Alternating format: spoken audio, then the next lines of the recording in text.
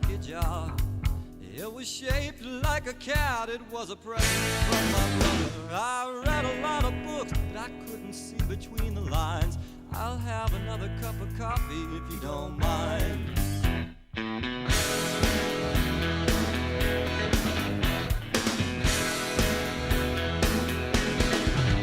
Well, her hair is as black as an alleyway, and it used to be red, and it used to be blonde. Truth is, her hair changes color all the time. I'll have another cup of coffee if you don't mind. I'll have another cup of coffee if you don't mind.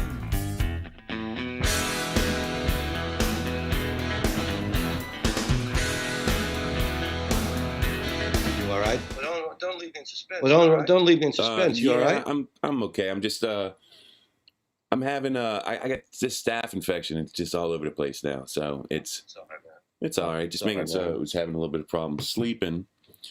Let me see if I got a. Remember I was doing that You seen a doctor? weird thing with you yesterday where I had to. You seeing a doctor at Oshner? Are you seeing a doctor at Oshner? Yeah, seeing a doctor at Oshner. So now I can hear you. Hopefully those guys out there can hear you. You can't see me? But you can't see I me? see you too. Right.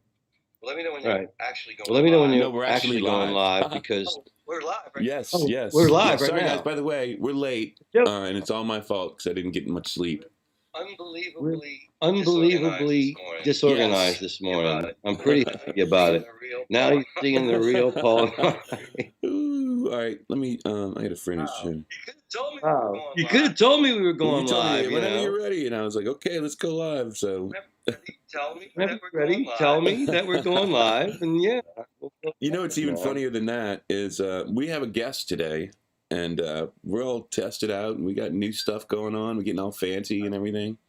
All you folks out there in Facebook land, me and Mikey just went live. We're late today. He overslept, and I'm just me. I'm terribly disorganized. Hey, Mikey, tell Hello, him. everybody. Oh, hi on the Facebook thing. Can you see me? They can see you. Okay. They can see they you, can I see think. me. Yeah. Don't miss us. Don't miss us. We're people. on. Yeah. On YouTube. Call you back. Oh, this is perfect. This is all the stuff we're supposed to do before we go on the air. We're not even paying attention to the fact that maybe 4 or 5 people are I'll tell actually you, listening to nobody's us. watching yet, just us. We're not even paying attention to each other. Nobody's barely. watching except for us two right this minute. Probably because we're late. We're not even watching. Let's be honest. We weren't watching. We were doing our own thing. We're not tuned into us today. Is the total truth. I'm just really nervous about having a guest today and realizing who that guest is. Holy ghost! Sometimes I love Edward, but sometimes he gets a little stage fright. And it's morning. Like if I had a chance to give him a couple of beers, it'd be a different thing. Oh yeah, if I could just give him a couple of drinks, we'd have to put a bridle on him to And we hold can him start back. messing with him ahead of time. You know, got his child there doing homework. It's a slightly toned down version of Edward. But I think ultimately Edward is Edward, and that is what we hope to share with our the Edward that used to travel with us. The essence. Oh, look, we have some people that joined us. So excited to comment in real time. All right, is the guest Eddie? Yes, he is, because he might be funny or randomly texting Mike. He might be, actually. And Mark showed up. Hey, Mark, Paul's audio seems to be looping through Mike's feed. So that's what I was curious about. I think you had All something right, let me going turn on this with off, that. gentlemen. You can tell me, Mark, if this is not, if it stops doing that. If I do, You're reading the comments too, so I'm turning that on so now let's too. see. I don't know. Oh wait, maybe I think I know why that's happening. Let me go back to this. By the way, thanks for your patience, Mark, as we keep working. All right, let's see. That should fix it, right? Hopefully that fixes it. Well, this is the least organized we've been. I'm so impressed because, like, we kept on complimenting ourselves on the other shows about how much better we were getting. Man, we're really getting smooth with this thing. And when we first started out, and today it's just a total shit show. I was literally playing piano up until the time we were supposed to be doing it, and then I casually called you and said, "Hey, 3 minutes to show," and you called back to say you were asleep, and I'm like, "That's great." Yeah, it's more like us. Yeah, and you should have seen. Like, I woke up and it was 8:59. So Yes. That's perfect. Mikey, I've presented far too many illusions and lived far too many illusions in my life. A dose of reality for everybody. That's right. Let's give him some reality here. And because the truth of it is, I'm up at 5 a.m. Mikey is rarely up. Very true. Very true. I mean, the 9 o'clock show is really pushing it for you. I sometimes go back to bed after, I'll be honest. I figured as much. Oh, yeah, it's good. You're not a morning person, nor is your wife, fortunately for you. What's even funnier is that Johnny Sanchez is trying to talk us into going earlier, guys. So, by the way, that is a question. Yeah, about that with you. And it's just, I think people are going to have to live on YouTube that are late sleepers or have that awkward, this is their moment to get to work hour. Because we could do it later. You and I could definitely do it later. We'll take a poll of our 4 listeners today and see. Our 4 to 16 or whatever listeners that we're all appreciative for. And see who might be interested in 10 o'clock and rather than 9 o'clock, because Johnny says that's an awkward time. Or even 8 o'clock, but we're thinking for people that actually go to work. And my brother is our unnamed executive producer. Absolutely. Really. He's the guy who inspired all this He's he kept behind the curtain. Every time we did something new. He's like, yeah, no. That's how you become a leader, Leading from the back. Leading from the back. Teacher pushing things forward. Tell him, is that right? No, that's not right. That's not right.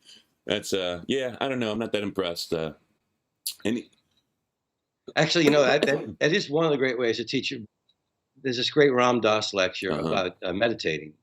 And he went to this place in the Himalaya to learn meditation from a master he had heard about from everyone. So they take him into a temple and they give him a room. And he's got a place to sleep and he's got a place to meditate. And that's where he's going to live for the next 6 weeks. So the first day the master comes in and he says, I would like you to practice on every in-breath, think of rising. And on out-breath, think of falling. That's it. So he goes, there you are, man. You're at it for, 12 hours a day for a week. You're thinking rising and falling, rising and falling. I'm doing that now, actually.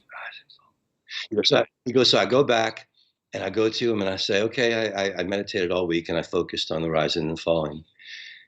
Did you hear anything? I'm thinking, geez. Yeah, I heard a bird outside my window. Did you hear him on the rising or the falling? Thank you, Master. So we come back and listen, was it on the rising or the falling? So that's total awareness. You know what I'm saying? I wasn't paying attention. I was too busy paying attention to the rising and the falling to hear the bird. Well, let's face it. You would have lost the line of that dialogue long ago. Actually, you're right. There was not one superhero in it. There was not one bit of recording engineering in it. There's no talk about any of the things that interest me, like food. There was nothing to tech out on, and there was no gossip. There's no gossip. Well, gossip. I mean, why would you do such a thing? I mean, why worry about it if you don't have gossip? My goodness. Oh, yeah, I am. Getting back. Yes. So Dale's looking for me. Yes. That's a good. But you're very busy, and you cannot be reached by Dale. I just woke up. What the heck? My nephew in Arizona in Flagstaff, Sam, who makes my coffee mug, just tuned in and is watching. So how you doing, buddy? Let's see, and someone named Nunu Zomot. That's Nunu. We talked about him last show. He's a great photographer. Nunu he's been a friend of mine for years, and 20 years since Cowboy Mouth days, and he's friends to Ivan Neville and Aaron Neville, and he just loves New Orleans music. He's a real Bob Dylan fan. I mean, he loves New Orleans music, and I've spent nights at Nunu's where we ran around all day and ended it at his house with him in an easy chair and me on his couch with the Neville brothers blasting at full volume at 1 a.m, and that's how we went to sleep. But Dylan is his favorite. He's probably seen hundreds and hundreds and hundreds and hundreds. I don't even know how many. He could text in and let us know. Maybe it'd be thousands of Dylan shows. He loves Dylan. And now it's the modern age. It's the age where first of all, nobody really uses jam boxes anymore because Right. nobody uses cassette players. But they do have those little tiny speaker things that are portable that you can sit on the corner and people tune their phones to them. Well, Nunu, I'm walking down like really Alligator Street in Chicago because he knows the best chefs in town. He's a great photographer, and we're going to go eat at a friend's restaurant. And we're walking down this street in the summer, and he's got one of those little speakers on his shoulder as if it's a jam box, and he's got it at full volume blasting Dylan. As we're walking into stores and coffee shops, and Dylan's just blasting along with us, and we go sit out at the lake, and Dylan's blasting along with him, and he doesn't care if anybody was out there, being peaceful. And I was home thinking about it like a month later, and I thought, Nunu's such a kook, man. He's always got that Dylan blasting, and I started thinking about him, and I thought, and he's always smiling. Now, who's kooky? The guy who does something that makes him smile all the time and makes him take life with a smile on his face, or the guy who questions that guy? Right. Yes, you. So I started playing more Beatles around the house, man. I'm playing it in the car, and they make me smile, and I think and he knew every time I do Absolutely. it. Absolutely, and it brings me back to the Beatles thing that what's his name's doing, Peter Jackson. Well, we're all a big fan of Peter Jackson anyway, right? Aren't we? Let's do that. Yeah, he's a great filmmaker. I mean, I haven't seen all the Lord of the Rings movies, but I hear they're wonderful. You didn't watch that? You didn't watch the Lord of the Rings or the Hobbit? Now I understand not watching the Hobbit, but you didn't even see the Lord of the Rings ones. Man, I remember the first one because Eddie took me, and I think it was like 4 hours. They're pretty though. And 4 hours in a theater. It's a long time. Yeah, it's a long time. Yeah. So I don't want to say anything pro or negative because I know the movie's hugely popular, and I don't wish to offend anybody's sensibilities other than to say, I'm old, and movies were 90 minutes, 2 hours tops. The Godfather was 3.5 hours, and everybody went nuts. It was like when Hey Jude got released at 7 minutes. It blew everybody's mind. A single 7 minutes long is supposed to be long enough to fit between the commercials. Right. That's what that was the deal. 2.5 minutes. Then we got a couple of 30-second spots and another 2.5-minute songs. And then they grew a little longer. And eventually the Beatles broke the barrier with Hey Jude and 7 minutes. And this is our single and you're going to play it. And then it went to number one. To be fair, about makes the ad sales go up and everything. I don't think everybody actually played the 7-minute version of it because it goes into the na thing for like 30 minutes. So the way they cheated that was because the first part of the song that keeps changing is what, 2.5 minutes, 3 minutes, and then it goes into the na bit like for a very, very long time. No, but think about that. That ties in precisely what we were talking about last show. It's the whole thing about the live music connection. We're not just looking for a performance, because where we're looking for a performance, there are plenty of people that know how to pose. We're looking for the performers that touch us, that touch something in us, that make us feel as one with the room, with the music, with the moment. And it's that connectivity. And so that beautiful communal feeling they created, and of course it was part taped music, but still with the audience singing along, that tells the club members, the millions and millions of television watchers of the David Frost Show, this is what you're supposed to be doing. You too are supposed to be singing along. And in singing along, like music has done for centuries, long before the Beatles came along, and singing along with a large group, you are a part of something bigger than yourself. And your troubles, for a moment at least, can be suspended, if not wiped away. So to me, that's a brilliant part of the song. It's inviting the whole world, as they did with All You Need Is Love. That was broadcast live around the world, and the signs that were held up were in every language. All You Need Is Love.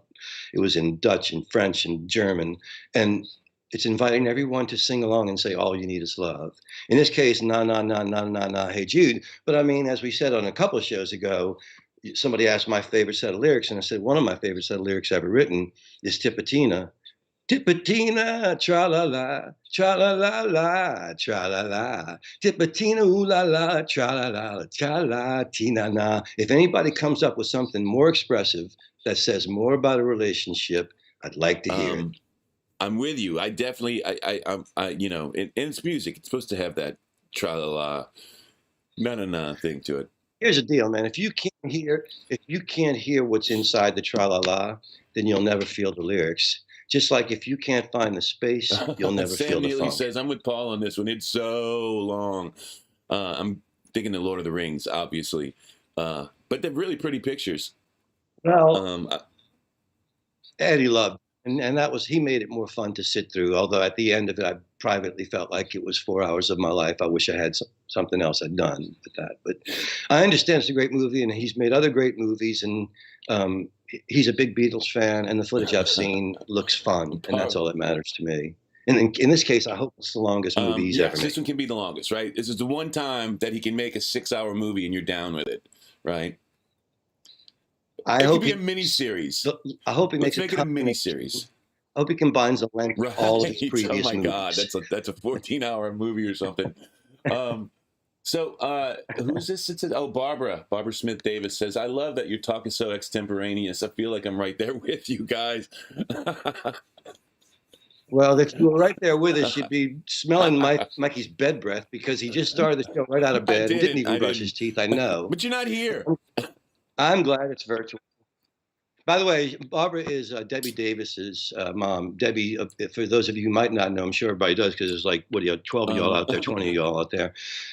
Debbie's one of the best singers in New Orleans, sings the standards. She can sing the rock and roll too, though. And her mom taught her, and she's a wonderful opera singer and sings with a folk band around town. And when I had my 2 surgeries and lost my voice, she was one of the teachers and healers that helped me begin to speak and sing again. Wow. Yeah. So I love it. Yes. If you are having any vocal difficulties, look her up, because she's a great voice teacher online or in person. I don't know how you feel about it, but you came a long way. I mean, I don't know how you feel about talking about that, but a few years ago when I was talking to you, we couldn't have a conversation like this. We tried, but we couldn't. No, we couldn't. No, we tried, but I couldn't, and it was frustrating by phone. It was heartbreaking in person. I spent about a year where I didn't let anybody even visit me. There was a doctor from Minneapolis who was very sympathetic and understood my situation. My friend Rob Welch came out to see me, and Sonia and Connie, my old friend Sonia Tetlow and her wife Connie, came to visit because I used to live with them, and they're like family, and they really wanted to see me in person. You know how people are when you're hurting. But the pain in their eyes when they heard me try to speak and they watched me struggle to speak, I wasn't like crying or anything. I was just like gasping and gagging. But the pain in their eyes hurt me so much that I just stopped seeing people. I didn't want people to be scared for me. I wasn't scared for me. I knew that I was on a new journey, and that I first had to heal my heart and my soul before I could heal my body, and that my body was going to need some time to heal anyway. So I better learn some new ways to live and breathe and come into the day and leave the day. For me was, and so that when I'm sorry to interrupt. I was just saying the hard part for me was trying to. I wanted to be able to talk to my friend, and I missed you, and I was in Nashville. You and Ed were the same thing. A lot of my friends are like, I had friends trying to call to say, let's write, and I'm like, I can't write if I can't sing, So I had to let that part of myself go. I had to, as I've said a couple times, I couldn't speak, I couldn't sing, and I was in such pain from the pinched nerve that I had to keep my chin on my chest to create space in the vertebrae that the disc that had disintegrated used to create. So I'd sit there and I'd meditate and I'd say, okay, universe, I get the message. I can't sing, I can't talk, and I have my head bowed in humility. I am learning to keep my mouth shut and be humble. I'm working on it. I'm doing my best, man. So I accepted, and I met some wonderful healers. My psychiatrist Ted Block, and a great Alexander technique teacher named Al Warsh, and my therapist Mimi Leeds, and of course Barbara Smith Davis, who's listening right now. It's a wonderful vocal teacher who dealt with other people with severe vocal issues, not dystonia, which is a mysterious one because your brain has reprogrammed the neurons and are sending the wrong signals. But she did assure me that if I stuck with her muscle memory exercises, it would help tremendously in reprogramming the neurons back to the correct path. So I did. That's a beautiful thing. I can talk again. I can sing again too. Philip wanted to thank her for saving your voice. He's with a bunch of exclamation points. Thank you, Mr. Gooseman. We all agree. Yeah. So I was wondering, I was talking to Eddie's texting me. Eddie's probably like, is it still 9:20? Oh, he says he's all set. He's watching live now. He's all set. Okay, we should get to him because he just texted also on our YouTube page that you always butcher his material. He's talking about. Which material did I? He's talking about you tried to do some Eddie comedy just now earlier, and you changed it around a little bit. I'm sure it tweaked him. His comedic timing is one of his strong points. So, ladies and gentlemen, we'll get him to no further. We're going to ask our friend Eddie Eckert to call in from beautiful St. Louis, Missouri, where he resides for the last 15 years since Katrina, with his lovely wife, Kathy, and their beautiful and ever-growing daughter, Molly, who can give him as much lip as he used to give his father. So it's a beautiful thing to watch happen for me. And it's just 2 minutes of us having coffee with an old friend and getting a couple of stories out of him and getting his opinions on things. I was going to start by talking Beatles with him, but I really wanted to get a lesson in economics from him that I'll ask him for when he joins us. Oh, economics, because I was thinking more along the lines of the Saints or something. Keeping it simple. Since we mentioned his daughter, he told me he thinks is the reincarnation of his father. He's trying to get in on me. Yeah, that's what I told him. Remember, he called you yesterday. That's how we made it work. Yeah, is he on now? I don't see him yet, but hold on.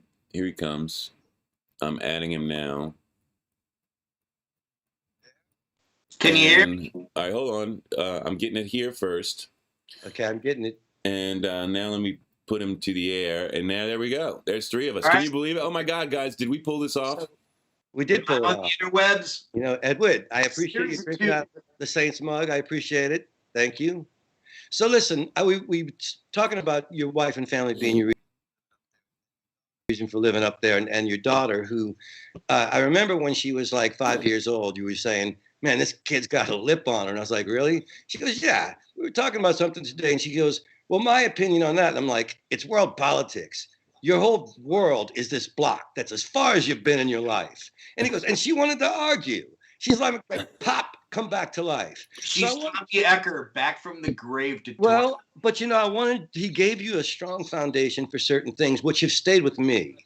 And one of them was his lessons to you in economics when you would ask him for like $40. Oh yeah, $30. What do you need $20? He talked down before he said no. They're hiring at Popeyes. I had to work at Popeyes. For alcoholism in high school. Well, I'll tell you this. I make really great fried chicken. Yeah, but I can't feel anything from the wrist down. Life's a trade-off. I want to we got to go back to Lord of the Rings because, that was knife to the heart.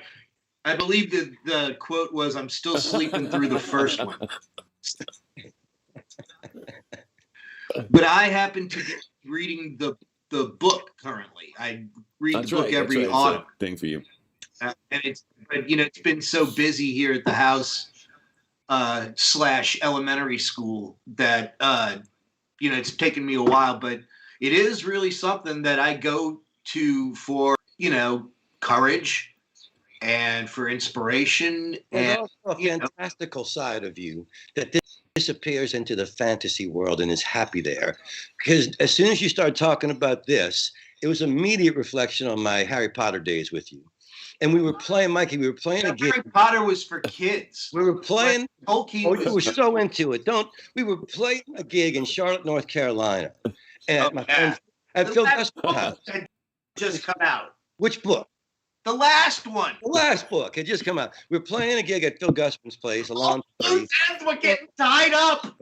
And there's been a lot of drinking because Phil has brought in Jake Parrott to be bartender. Now, Jake is in the alcohol business, and he knows how to get people good and loot. And so everybody's pretty loot. Phil and Joy. At the end of the party, and Sonia and I are packing up. And we were real drunk. So Sonia and I are packing up, and we're like, hey, there's no Eddie. And somebody goes, well, he's in that back room with a couple of girls. And I was like, whoa, Eddie, that doesn't sound like Eddie at all. You know, let's go back there and see what's going on. I open the door, and there's Eddie and 3 chicks each have their own copies of Harry Potter. They look up, and I go, Eddie, we're leaving. They all go, shh.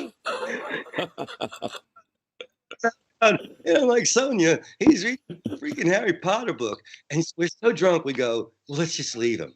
So we drive to the bed and breakfast that we've rented. Like it's up 3 flights of stairs, and we fall down laughing on the floor. We left him. It's cold. We left. This is so hilarious. It was a block and a half from the party. We were so drunk that we had totally forgotten we were a block and a half from the party, which is he just walked home and sobered up a little bit. Turned the last page and went, well, that was confusing. I said goodbye to everybody, and then I just walked. We played at Bobby Ross's place. We were talking about Bobby last week at the Isle of Palms, and he made us drive after the gig at like 3 a.m. to Myrtle Beach, North Carolina, because the bookstore there was going to open early so they could be the first people to buy the book. Midnight, baby. We got a place to sleep. You know, we've had a couple of cocktails. You're going to want to drive the hour to Myrtle Beach. Eddie's going to drive. He gets us there. We pull up to this Barnes & Noble, and there's a line of little kids, 10-year-old kids, and Eddie Hecker hops out and gets in line. And there he is. And, of course, he's got all the facts of the movies. So there's all these little 10-year-olds looking up to him like he's you know, what's Dumbledore? Like, what else? And what else? They all have their little hats on, you know, and their glasses, and they all look like. So he makes us wait to get the book. So anything that would come up in the newspaper, because Sonia was reading the books too, and she was a little behind. And she would be reading, and she'd go, oh my God, I can't believe such and such happened. He would go, Sonia, you can't just ruin the book for me. And on and on, this kept happening, right? So she's like, I'm sorry. So finally, like, she's about 4 chapters behind him, and he gets to the end, he closes the book, and he goes, I can't believe Voldemort died. She goes, Eddie!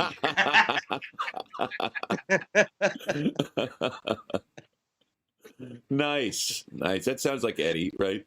So, I don't want your first 2 minutes to go by without some Beatle talk. So, because I need you to help me with something. What might you have said? I was working with a friend on a record, an artist, a young artist, and they knew my penchant for the Beatles, and they said, I don't want any Beatles shit on this record. Okay, I don't want any of those influences. I want modern day contemporary stuff like Jimi Hendrix, Janis Joplin, and Oasis. I didn't know what to say to that. Okay, here's what that means is that they don't want, and I got this from Steve Jones, the guitarist from the Sex Pistols. He kept complaining about the original bass player going, he always wanted me to play all these Beatle chords. I don't play Beatle chords. You know, he's like, you get this. 2 strings, yeah, free if you're lucky.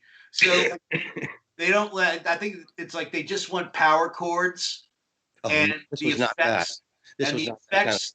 But instead of like power chords like we're used to them, they go through all these digital effects and they create like an ambience. You know, because guitar has now been shunted to the side. Weird thing how guitar is like the last sax players in rock and roll. These are the last guitar players in pop. That's weird. Soon, you know, my daughter and I, we listen to pop stations all the time, and instead of a guitar solo, they bring in a rapper, and it's a rap solo. Long run. Yeah, you know. Long run. When you think about it, the guy at Decca who turned the Beatles down was right when he told Brian Epstein guitar groups are on the way out. Yeah, he was just 50 years too early. Yeah, well, you know, maybe the man. It's being too far ahead of your time. So, and also before we leave you today, it is going to be 72 degrees here today in New Orleans. Yes. So how are things up in St. Louis? We finally had the thaw, and it's been a rough sled. Our sewer line is 100 years old and has crumbled outside the house. So we can't bathe or do laundry and run the dishwasher, or it backs up into the basement. And it's been tough sledding. And right after the plumber diagnosed the problem and spray painted the X where the break was, we had the snow, and we were like in negative temperatures, 1 degree, 5 degrees, you know, and the ground was too cold for digging. So, but now we've had 4 straight days of weather in the 40s. All the snow is gone.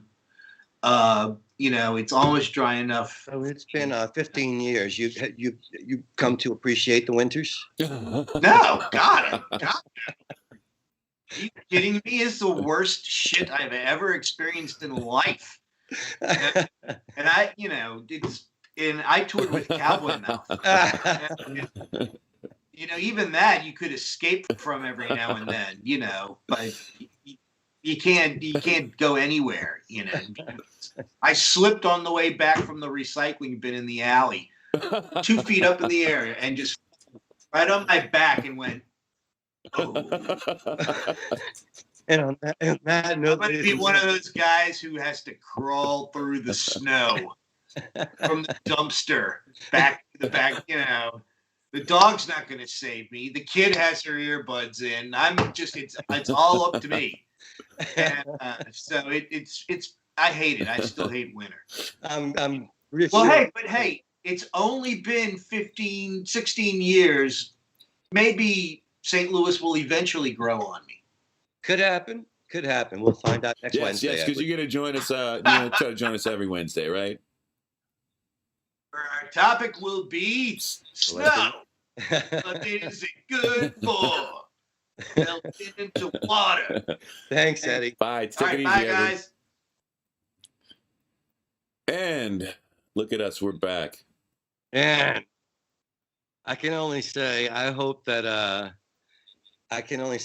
hope that y'all enjoyed the 2 minutes that turned out to be 10 minutes with Ed as much as we did. I don't think we can do less than 10 minutes with Eddie. I mean, you know, I thought about 2 minutes with Eddie, and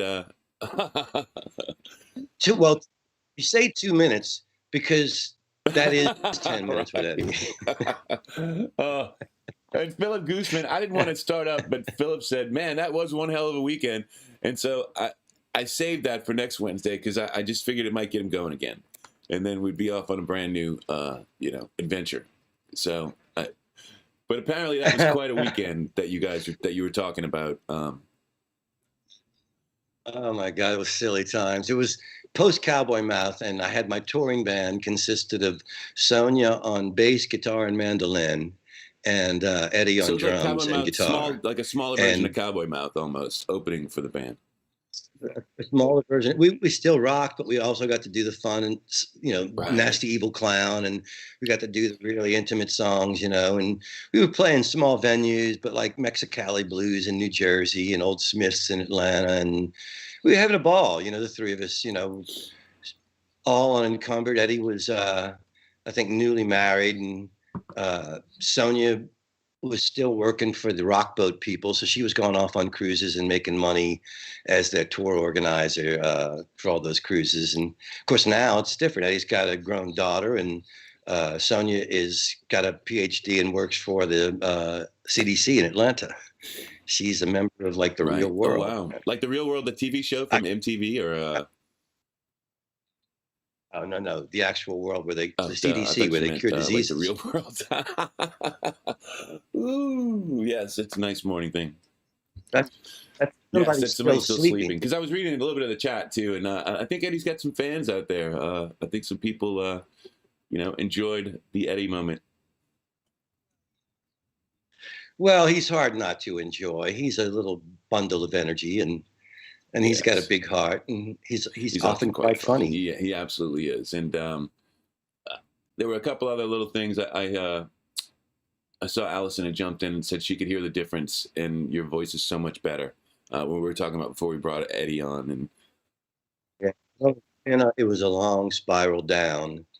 It took a long time to wear out the voice and the body, and it's taken a while to build it back up. But I had 2 years prior to everybody else isolating, and then everybody else isolating for a year.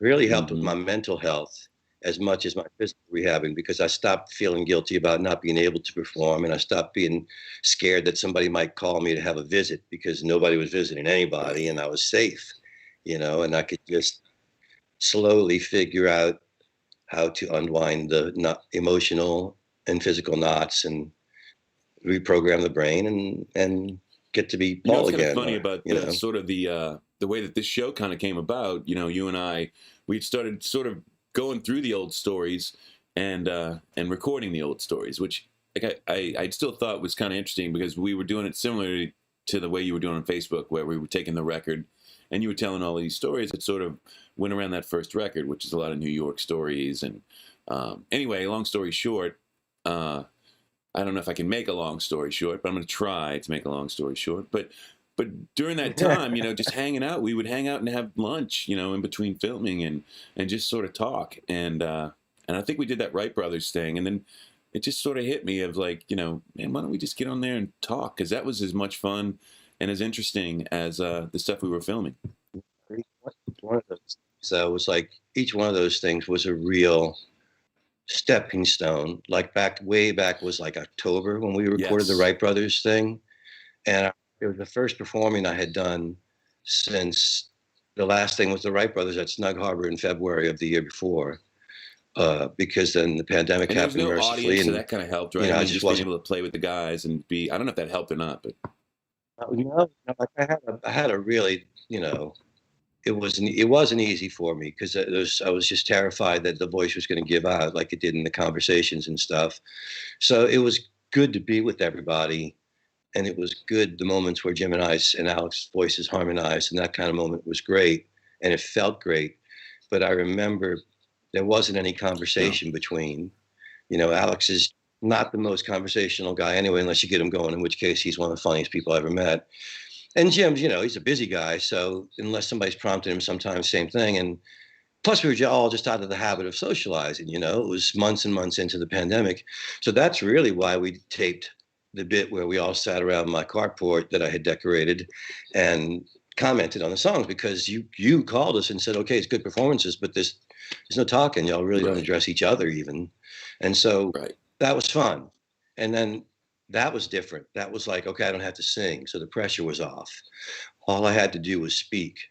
And so that allowed me to focus on that and to relax into that.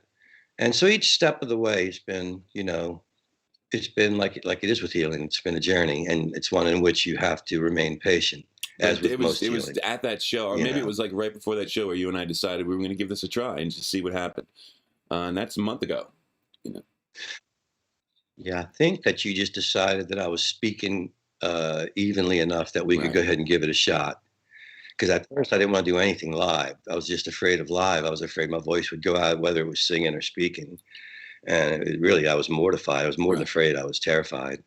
And you convinced me that it was going to be cool. And because it was our old friendship and there's no audience, it's me and you talking. So it quickly became what it is, which is you and I having coffee and catching up. And I think that allows for an intimacy that our handful of listeners enjoy. It is like having a cup of coffee with a friend, because that's what we're doing. And most of the people who are listening are people that have had coffee with one or both of us.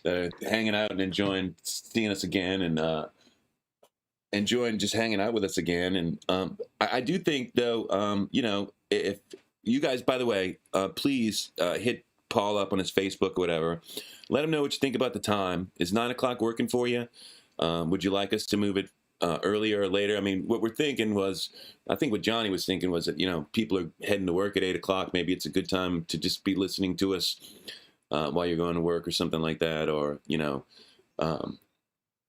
Also, while we're doing this, one portion of the show is just going to be listening to a song, either one of mine or one of Mikey's, and then talking about it as it's playing. And so if you have any ideas on a song you'd like to look into, how it was written or recorded or whatever, feel free to hit either one of us up, the YouTube thing, or on Facebook, or on my phone or his phone, however you feel good texting us or messaging us or contacting us, whatever the fuck it is these days. Tweet? I think I need to get a Twitter now. I don't have a Twitter. I think I need a tweeting machine.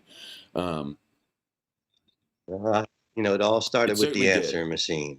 You got the email, and the next, because you didn't want to miss anything. You miss a phone call, you're out. You don't miss a phone call, and because you wanted them to be able to get you.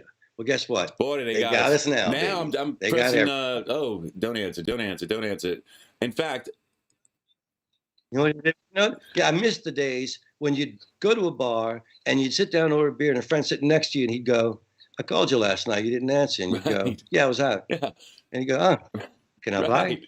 That's it. He didn't want to know where the fuck you were, or why the fuck you didn't answer, or he didn't need reasons as to was his call not important enough. Why didn't you like my I was picture out. that I posted? You know, I posted something I was eating and you didn't like it. And Oh, what did you like? You know, I'm afraid he likes it sometimes. I don't have time. Because some bitch I don't know who happens to be friends with that person from like childhood, so they feel bad about unfriending them, even though they're like psychotic, will see me post about a movie or something harmless, not even politics, and they'll come in with, what an asshole thinks an idea like that. I'm like, Jesus Christ, I just liked it. Right. I'm sorry that I liked it.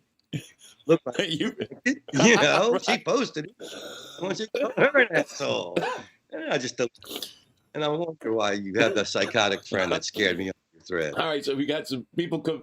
Anyway, Mark Membrilla was saying that episode 1 of our show was the first day he was stuck in the basement with Rona, and it gave him something to look forward to. This is great, and thank you for doing it. So, very thank you too, Mark. That's really sweet of him to say. And how are you doing now, Mark? I hope you're doing much better. Yeah, I've had several family members that have dealt with it, and it has some lingering effects, and I hope you have none of them. Please tell us about those too. And then Allison Casey Dewar says, "I'll make a request list. Sweet, and remember you asked." So, yeah, she's been known to write my entire sets when I say, "Give me a request." So if you have a request for next week's show, you can narrow it down to 1 or 3 songs that we can choose from. That would be awesome. 1 to 3, and at least gives us an order, because we're gonna, we'll be taking this a little bit at a time. We got a long way to go. Hopefully we'll be doing this for a long time, whether we're late or on time. Yeah. Now that we have our guest situation mapped out, we should be welcoming our very first musical guest to talk with us. Besides Edward, who's going to have a regular thing, but we're going to do like a weekly guesting on Mondays, and it's going to be Michael Servers. So if he's free next Monday, and you've got this technological thing worked out that I know nothing about, well, we get to try Lou on Friday, right? So we'll get another shot at it. That's right. We got Lou from Chicago coming in with comic superhero world on Friday. So I know you're looking forward to it, and I know I am. And did you say that he works for Marvel? Is that what you said? No. No. But he goes to those cosplays, and his most famous character is Barf, and from Spaceballs. And Mel Brooks actually came up to him and asked if he could have a picture with him because he looks so good as Barf. Wow, and just those cosplay things in general are just so interesting to me. You see, it's crazy, right? I mean, they have a bunch, I've seen like the girls and the guys that show up at the Comic-Con.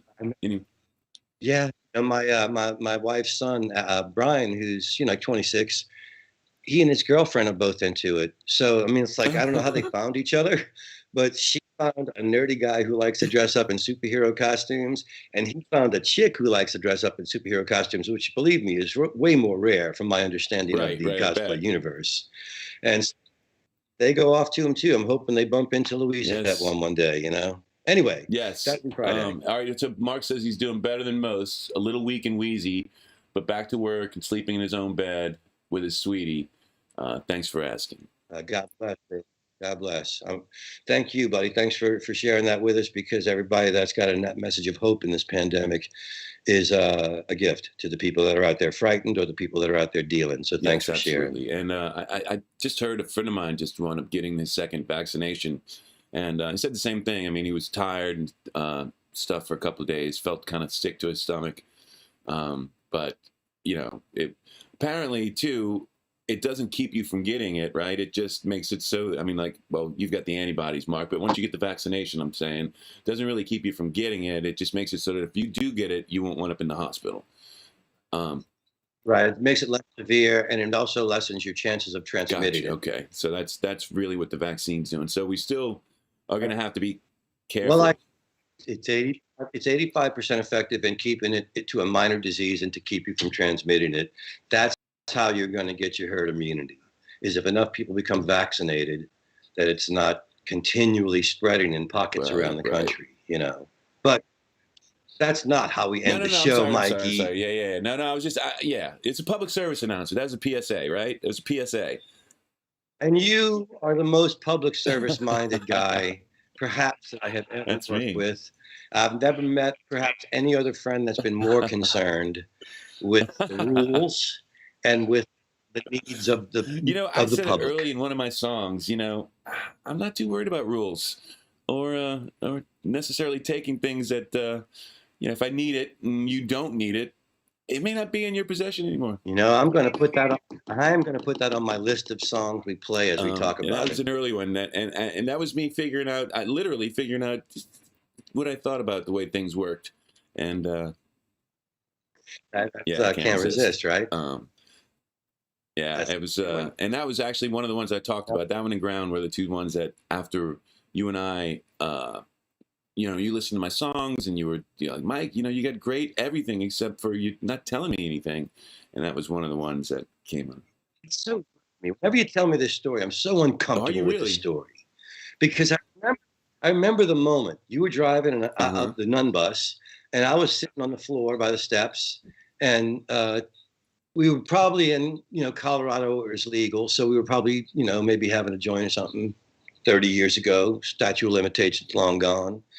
And I remember helping you with your idea of lyrics. I don't remember being that blunt. You were very blunt. And we were getting high, like you said. So maybe it's the way I heard it, too. You may not have been that blunt, but what I heard was, you're not telling me nothing. I mean, what is... No, I think you were. But you did it as a favor. You weren't trying to... And at that point, you might have gotten annoyed, too, because I think at that point I might have been going, well, this isn't a bad lyric, is it? And I think you were like holding your head like, what are you talking about? I think the name of the song was like, it was something Shalmation Nation or some crazy stupid, I was making fun of something and you're like, what is this? And I was like, I don't know. I think it sounds cool, right? And you're like, no, it doesn't. I don't even know what you're trying to say. You're not telling me nothing, Mike. You're not telling me nothing. So, yes. I was blunt. Yeah, I'm still blunt. It's the only way to be if you, especially. Well, my brother Johnny likes to say that my father had died. And my mom had sort of emotionally checked out to go to the cemetery most days to hang out with him. And we were sort of left. My brothers and sisters were out in the world with jobs, and he said we were raised by wolves. We didn't really learn the subtleties and niceties of socialization, like, little white lies. They would have come in so handy along the way. And I'm still learning how. The little stuff that makes it, lies that make, life go on, right?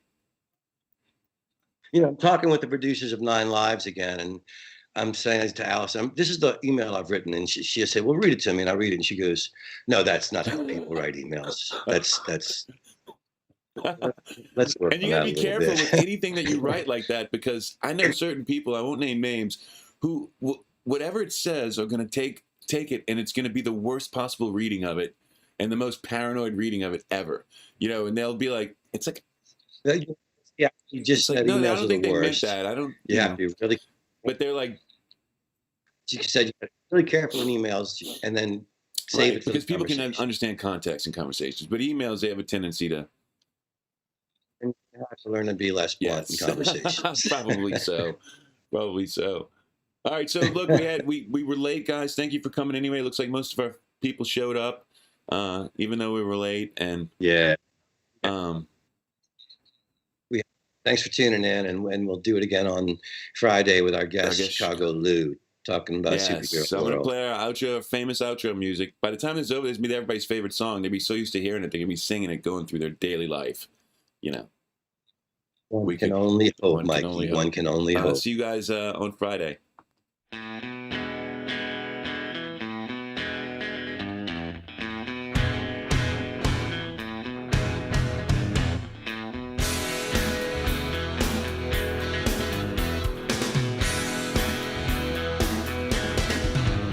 Well, I used to keep my money in a cookie jar.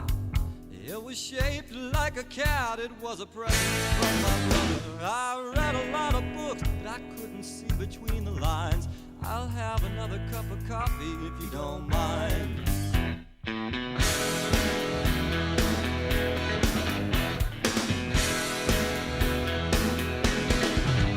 Well, her hair is as black as an alleyway, and it used to be red, and it used to be blonde. Truth is, her hair changes color all the time. I'll have another cup of coffee if you don't mind. I'll have another cup of coffee if you don't mind.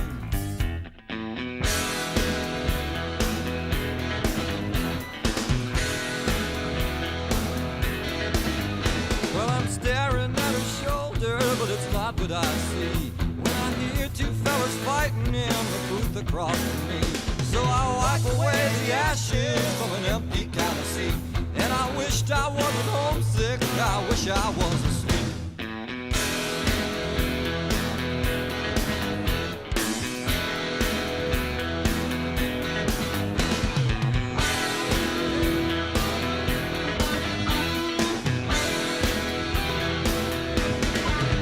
Well, I hold her like a blanket up against my chin, and I need her like